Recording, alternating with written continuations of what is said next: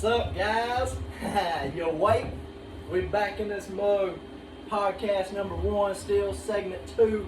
We're going to try to throw down another little short 15-minute video for y'all. This one might get posted before the first one, but if it does, that's okay.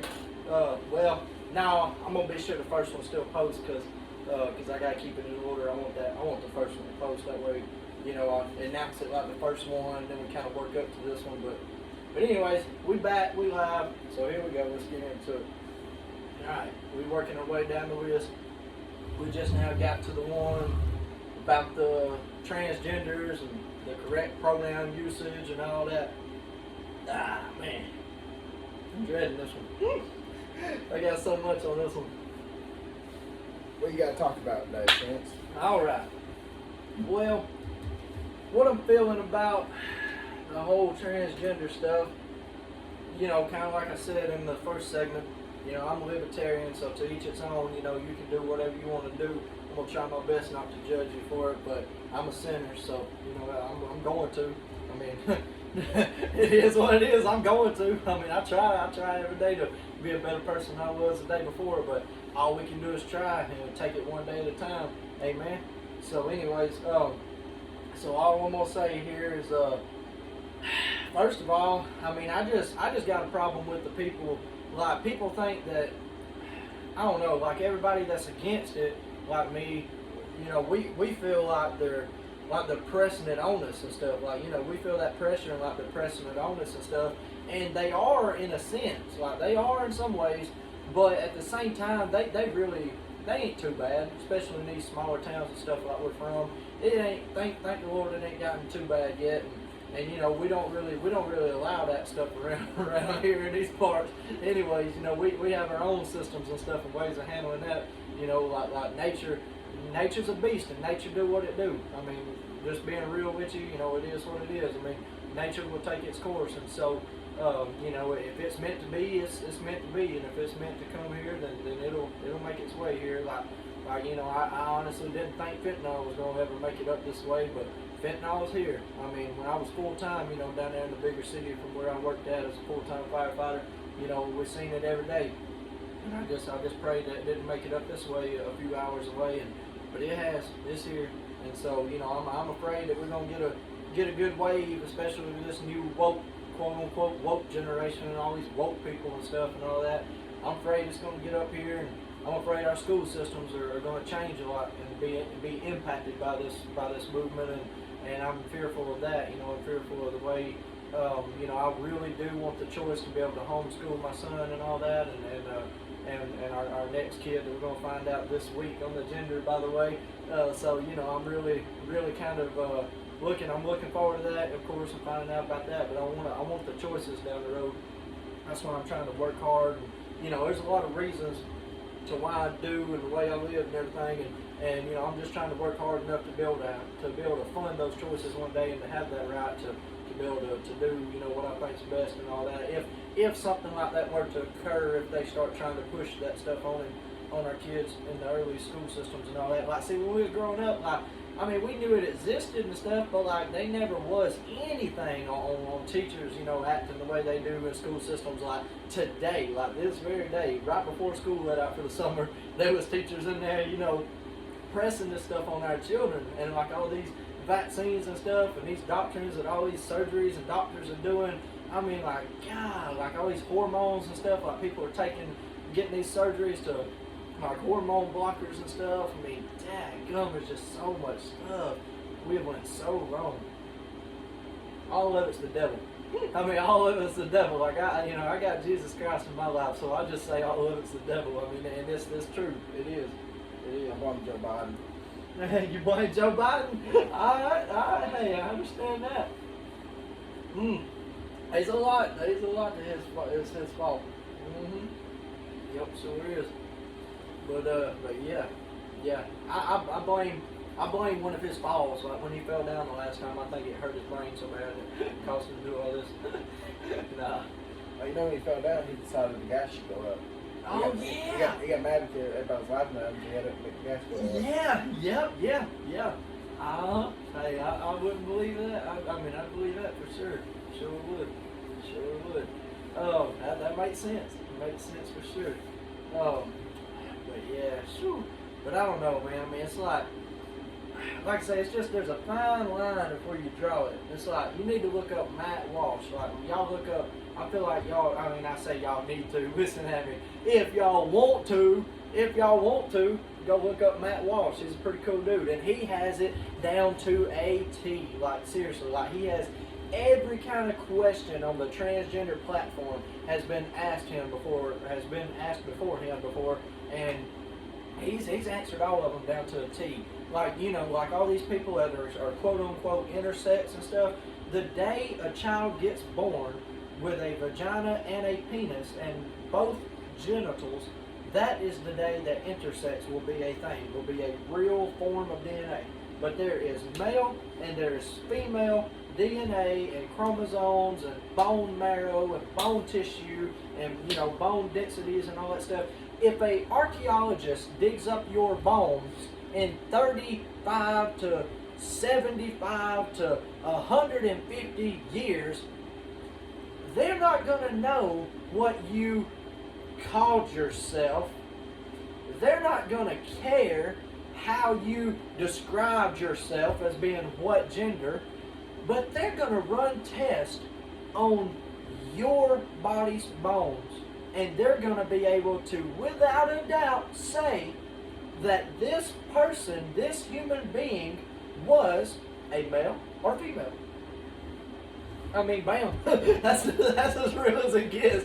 I mean, that's another clap moment right there. Like, that's as real as it gets. You know what I'm saying? I mean, seriously. Like, I mean, it's just a game. Like, I mean, it's just like people, all these transgenders are like, I just want to shoot myself because nobody takes me serious in life, and they're so down and sad and stuff. Like, you got to understand how the rational, level-headed people see it. Like, that's what I was talking about earlier. It's kind of like a mental illness and stuff, but like, I mean, it's just a game to us. Like, at least to me, I can't speak for anybody else but myself, of course, but to me, as being a Southern, hard-working, you know, bearded family man, married, you know, a true grit, work for what you earn in life, you know, the way I was raised by my father and his grandfather and his father and his grandfather and my great-great-grandfathers that fought in wars for this country and things and put their lives on the lines as first responders and stuff, and me having my firefighter experience and stuff. Just being real with you, I mean, like I say, it's just a game to us. I mean, it's just seriously just a game, and it is what it is.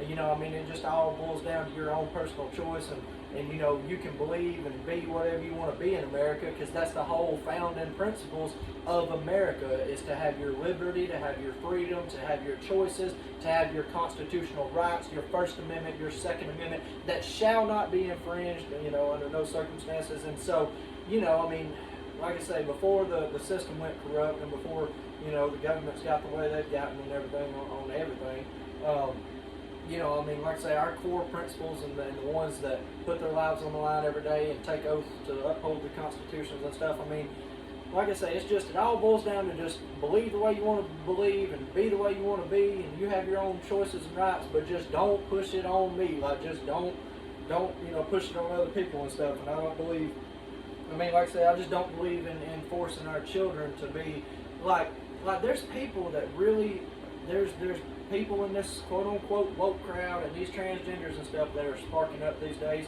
and that are growing up in this new generation where they're not getting their way and they're crying and they're, you know, the suicide rate, you know, for young men is already at the, you know, at a super high rate or a high number.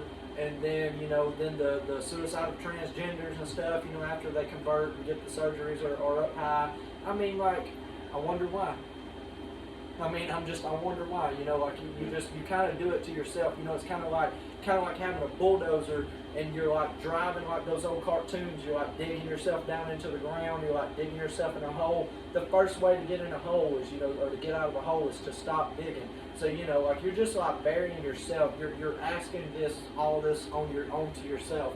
And so, you know, like I say, it's just, you're like, you don't know if you're attention seeking, you know, I don't know if you're trying to get attention or trying to get famous or whatever, but you know, long story short, it just boils down to to just things like that. And right here, I'm just keep looking at this pronouns word on this list here. See the pronoun thing, like there's kids out here in this quote unquote woke crowd, these transgenders and stuff are saying.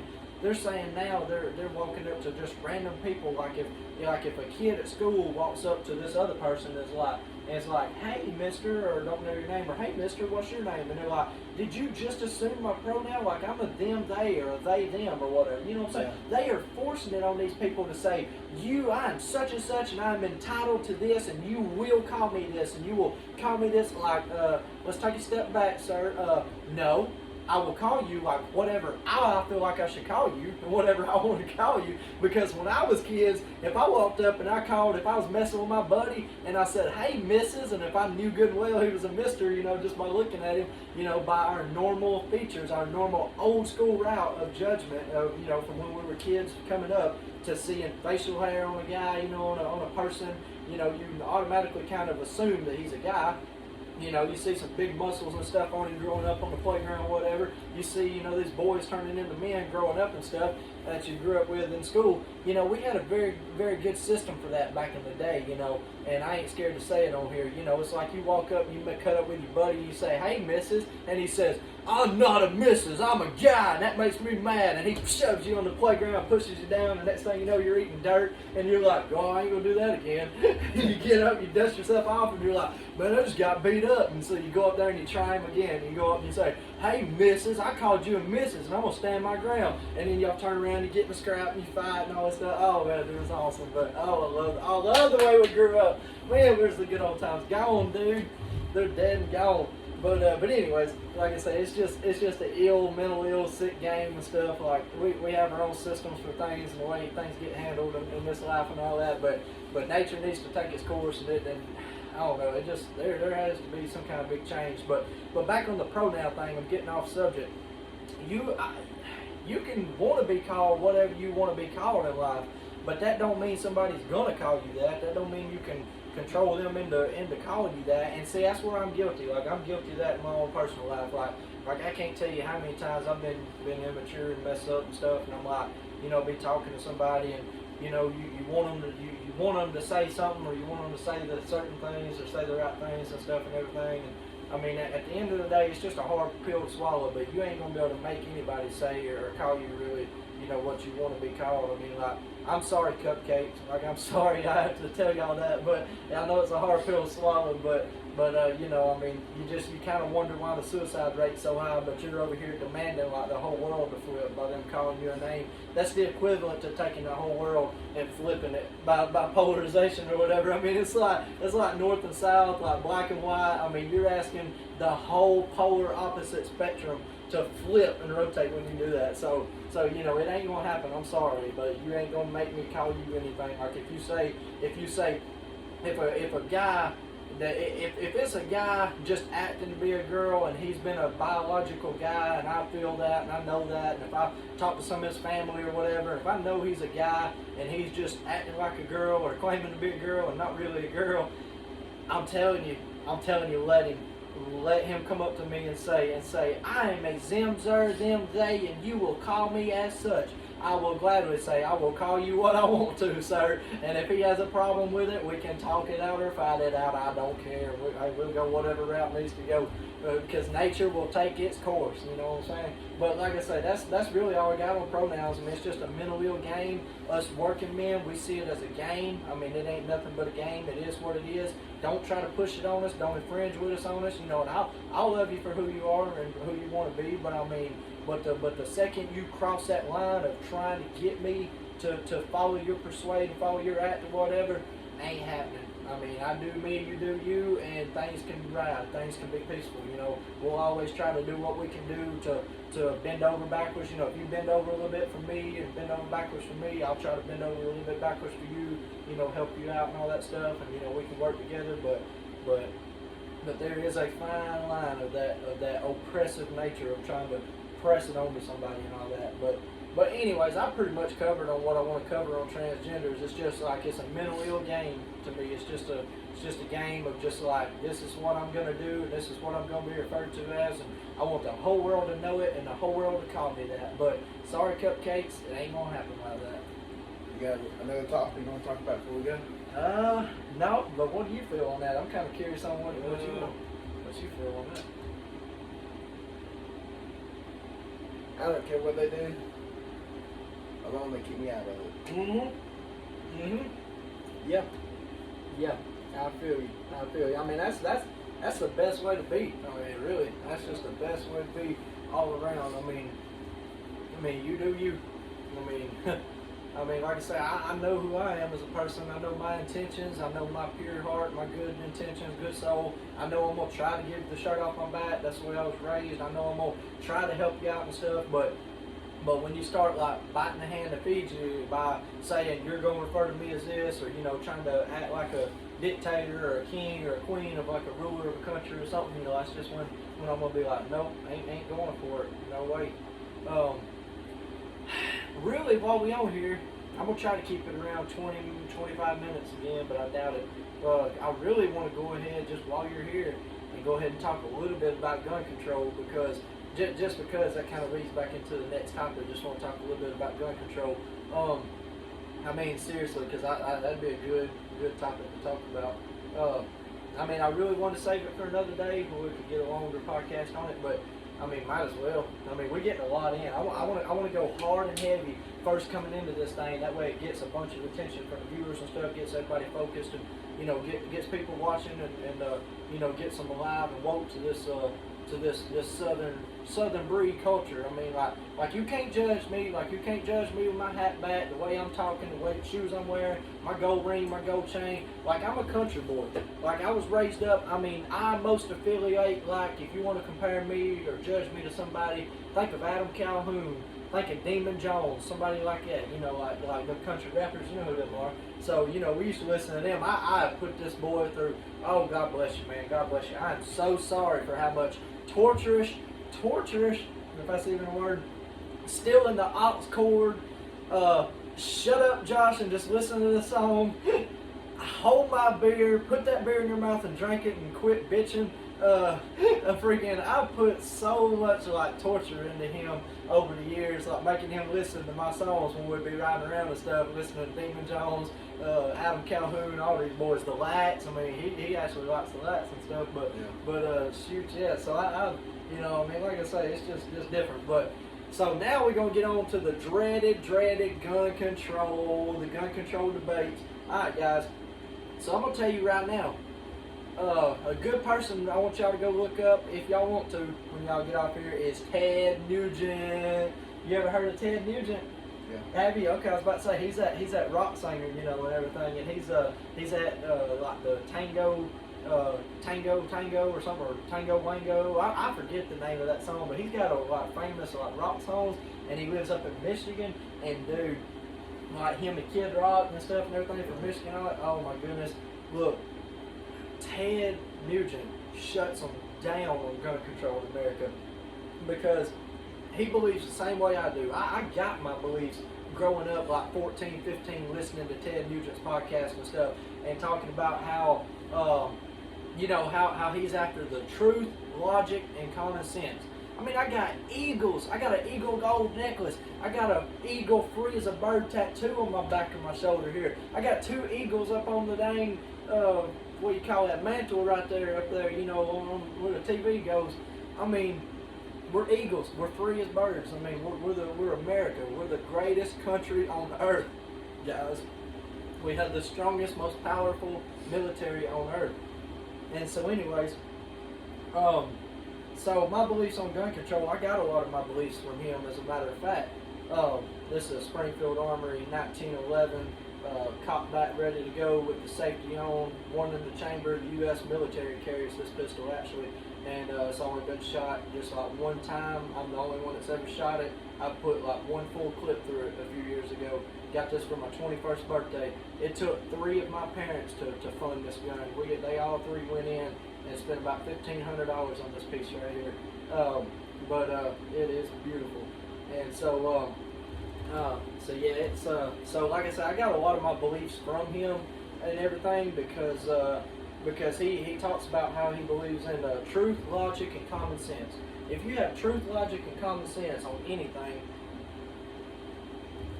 which I don't have a lot of common sense on nothing.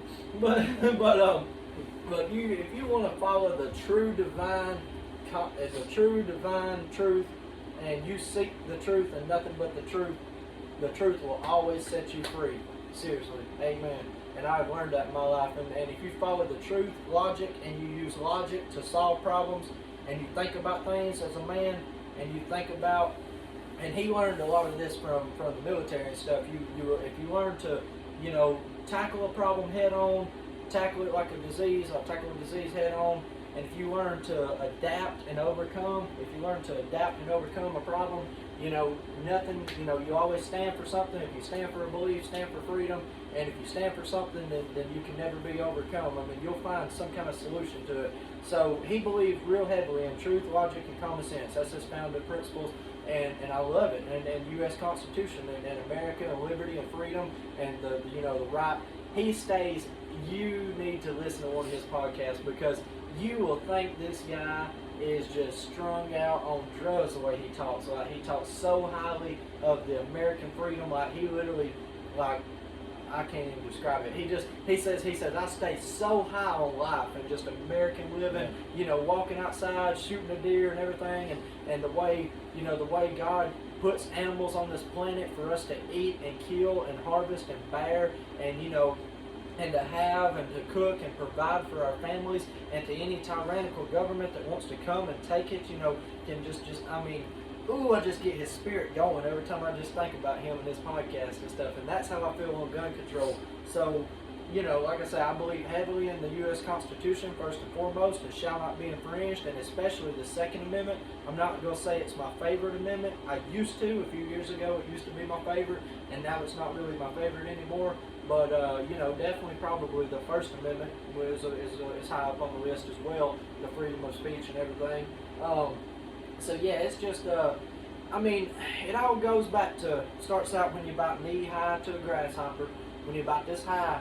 If you're lucky enough, a lot of people, I do understand that a lot of people aren't lucky enough to have father figures in their lives, and uncles and older brothers and things to, teach them about guns. So, but like I say, fortunately for me, thank you, Lord, fortunately for me, I was lucky enough to have a father and everything that was around, and a grandfather that was able to teach me about guns and stuff, and it all just boils down to gun safety.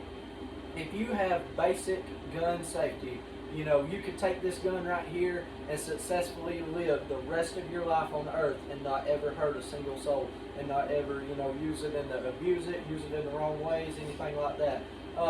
So it just all boils down to if you have your hunter safety here in these little small towns, they offer hunter safety classes like in high school. I believe maybe as early as 13 or 14, maybe middle school. They have this little hunter safety course you can take, and as long as you got your little hunter safety card, it's good for the whole lifetime, and they can go pull it up on the computer systems and technology now, and so they can look it up and all this and that. But there's just certain stipulations and certain rules that I feel like should come along with owning a gun, and things. So, like, first of all, I don't want to force anybody. If somebody don't want to own a gun, they don't have to. If somebody don't want to have something, that's fine. But if they do want a gun, then I feel like everybody should have the right to own a gun. If you live inside America, inside the American borders, in any 50 beautiful, perfect states, even though all of them ain't perfect, in any of the 50 states, I just believe that you should, be able to own one if you want one, and don't if you don't. If you're out there and you don't really know about any guns, if you're just coming up and you didn't have that supervision and stuff, let me go ahead and tell you, we can talk about this on a different podcast, but when you get 18, you will have that choice to decide, if you're ready or not to own a gun, whether it be it would probably have to be a long gun, and then they'll probably, if you're watching this and you're about 13, probably by the time you get 18, it'll be 21 before you can own a long gun too. But anyways, right now, see, you're talking to two people here that remembers turning 18 and going to the store and buying cigarettes. You remember that? At least we can honestly say that. Like, that is so wild in our lifetime to be able to actually say that we lived through, like, you know, I'm starting to feel old. I'm starting to feel like my granddad. Like, you know, a long time ago, we could go back to the store and, you know, we could get a cigarettes at 18 or whatever. And so, but yes, I remember there was a city police officer sitting at the gas station down here that I went to when I turned 18, and I was like running late for school one morning, and I went in there and I picked up a pack of cigarettes at 18, and I pulled one out, and I was like, I'm about to get stopped because I ain't got a lick of facial hair on. I look like I'm 14 out here in this truck smoking this cigarette. I look like I'm about 16 or 17. He's going to stop me. And I was like, I can't wait till I get pulled over. And he's like, why are you smoking? And I'll be like, well, I just turned 18, so I'm going to get me a pack of smokes. But yeah, I'm telling you, man, we sound like our grandparents here now. But anyways, like I say, so then they up that, of course. So it's the same way with guns and gun laws and stuff. Unfortunately, it's going to keep getting bumped up. I mean, that's just the real life, you know, the way it is. But I hate it.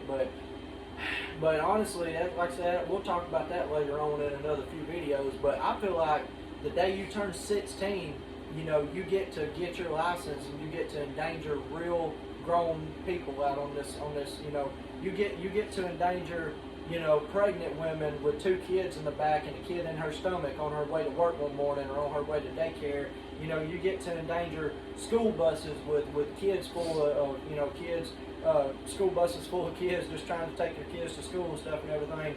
So if you get that choice to endanger all those people's lives, if you don't have enough knowledge or experience behind the wheel, and let's say you just started driving, and let's say you got your learner's license and you didn't really drive that much, and somehow you got lucky and got like a easy instructor that just passed you by, you know, just by driving just enough to pass the test, like it takes like 30 minutes to an hour to do. Let's say you do that, then at that point, you know, I'd say you're pretty ready, you know, to be an adult. So I feel like, you know, even at 16, you know, as long as you're raised right, I believe there should be certain rules that you should, you know, have to do as far as owning a gun. You know, maybe a long gun at 16, and, you know, maybe handgun at 18. You know, I could see that starting out with. That would be very, very okay with me. But really, to be honest with you, I would just like it if you could own either one at 16. I think that would be perfectly fine. As long as there's certain stipulations. I feel like you should have to have that hunter safety course. That's really the only main thing, because that's been effective for, you ready for this? You ready for this? We got a hunter safety education course that has been effective for 50 something, maybe not that long, 30 to 40 something years at least. We've got a safety hunters course education that has been effective for 20 to 30 plus years. So I'm telling you, as long as you got that hunter safety course and you can, you know, prove that you at least know the mechanics of a gun, you know where the safety is, know how to keep your finger outside the trigger guard, know how to safe store that weapon, know how to, you know, you don't have to know how to operate every single gun, as long as you know how to identify the dangerous components of a gun, the end of a barrel, the loaded, you know, the loaded round, the safeties, the things like that. As long as you know everything about a gun and how to not ever point a gun at someone unless you mean intention or harm on any kind, whether it be, you know, any kind of gun. So as long as you treat every single gun, you know what kills me? What really kills me about the gun control topic and stuff, and I know what you was thinking. You was thinking like, come on, man, we're supposed to be talking about the juicy stuff like mass shootings and school shooters and all that. It's gonna be a long topic. Like we may have to just kind of split it up, but we can talk a little bit about gun control and then do a bigger one another day.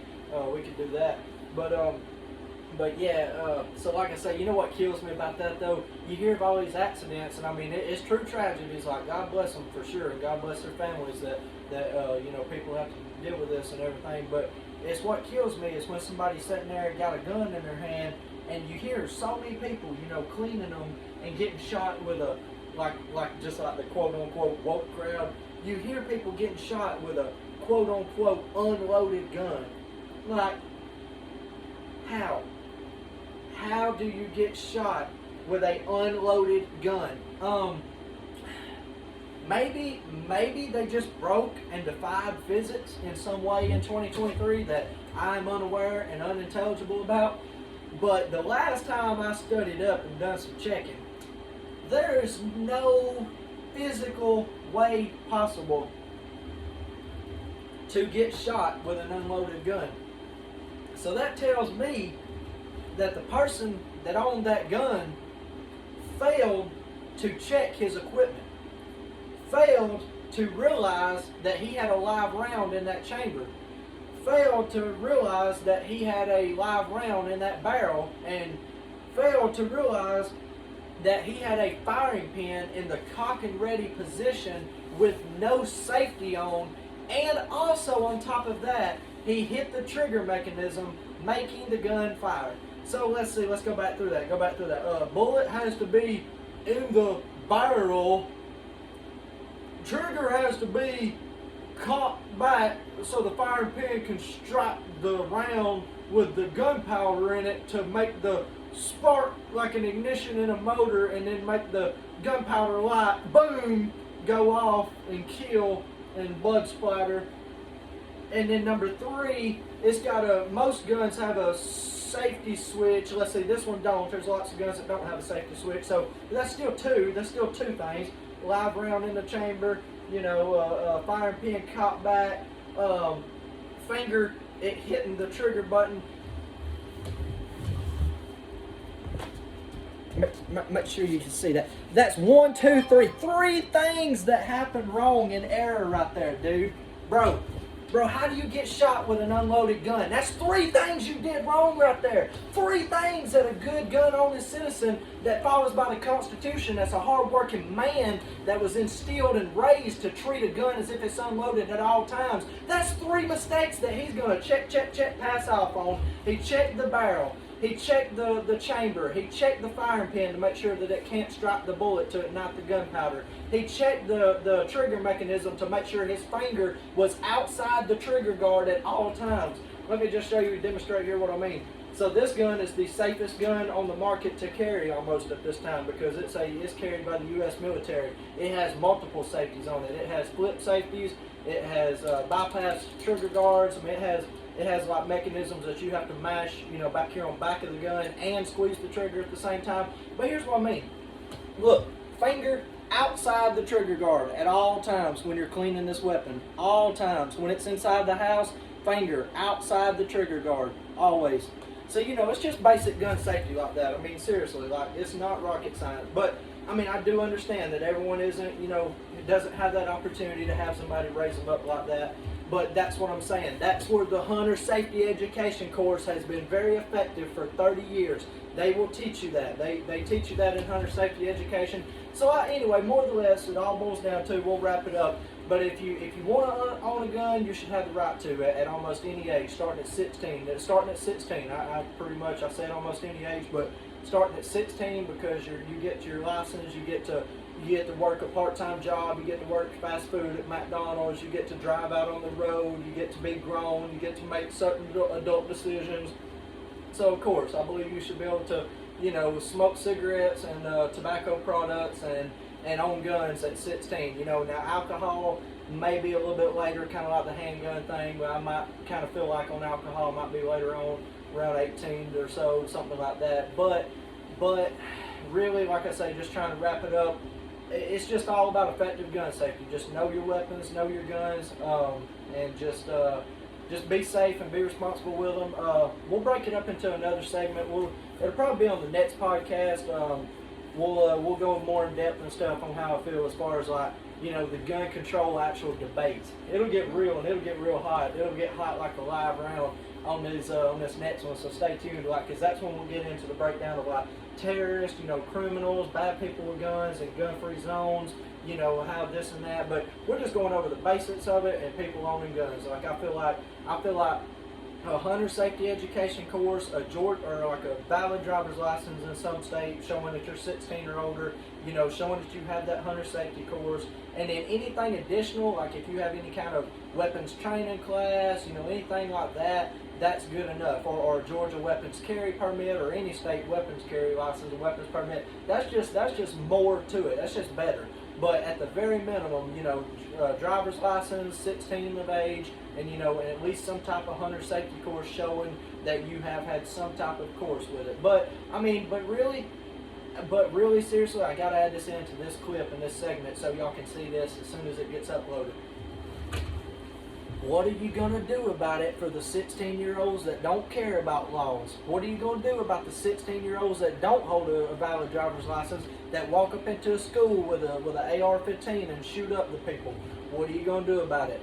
You know what? We have to pray about it. We can't stop those people because cops don't stop a lot of crimes. About 50% of cops only show up to investigate after. The percentage is probably higher than that, but don't quote me. Oh no, 200% battery on. I hope that didn't stop the video or mess it up, but don't quote me on that, but at least 50% I want to say of cops, just show up to investigate crimes. They don't stop it.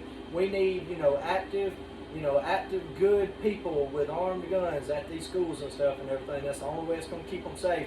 And at the end of the day, what are you going to do about it? You can't stop it. So you better prepare yourself for it. You better follow the truth, logic, and common sense.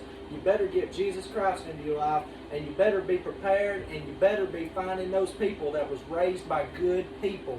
And you better find those people that had grandfathers and grandfathers and great-grandfathers and more grandfathers that fought wars that had to use these guns in the right ways with safety. You better start listening to people and learning for them, and it might protect you some sunny day or some rainy day.